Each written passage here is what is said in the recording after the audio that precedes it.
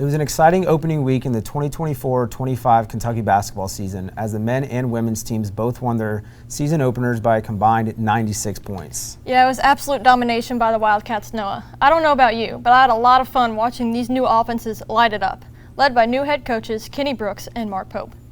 Speaking of Mark Pope, we'll start with the men's team first. The Cats opened the Pope era with a 103-62 win over the Wright State Raiders.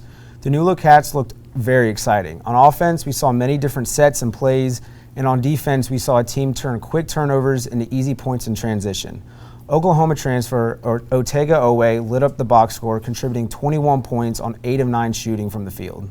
And Owe wasn't the only player who had a grand introduction to BBN.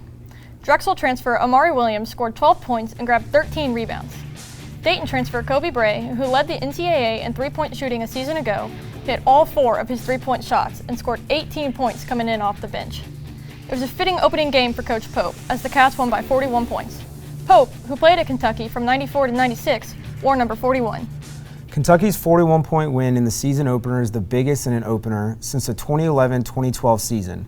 That was also the last time the Cats won a national championship, led by future Basketball Hall of Famer Anthony Davis. Certainly not bad company to be in.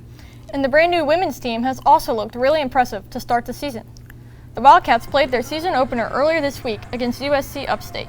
The sophomore Virginia transfer Clara Strack led the team in scoring with 22 points. Preseason All-American Georgia Amore also shined in her Kentucky debut with team-high 10 assists. After the game, new head coach Kenny Brooks said his team still had some things to fix. You know, it is. We're very happy, to get the win number one under our belt and get going. But it's how did you get to that point? You know, are there areas and like I don't even know what we were up at this point. I'm just watching to see if we continue to get better. If we're doing the little things that we've asked them to do, and we had some situations where they didn't do it, and so we'll get back on the film and we'll watch it and we'll grow from it, and that's how we'll continue to get better. You know, I'm excited what this group is able to do, the capabilities.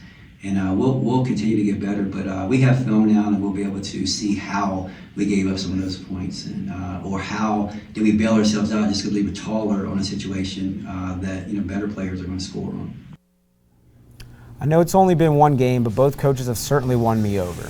Basketball season in the Bluegrass is officially in full swing as we have 4 games scheduled in the next week. We start on the women's team, who look to open the season 2-0 tonight in a matchup against in-state matchup against Northern Kentucky, who lost to Middle Tennessee State 79-58 in the season opener. The men's team will also look to start 2-0 on Saturday, when it hosts Bucknell at Rupp Arena.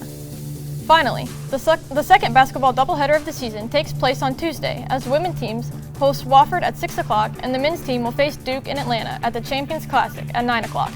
It should be a very exciting week for basketball.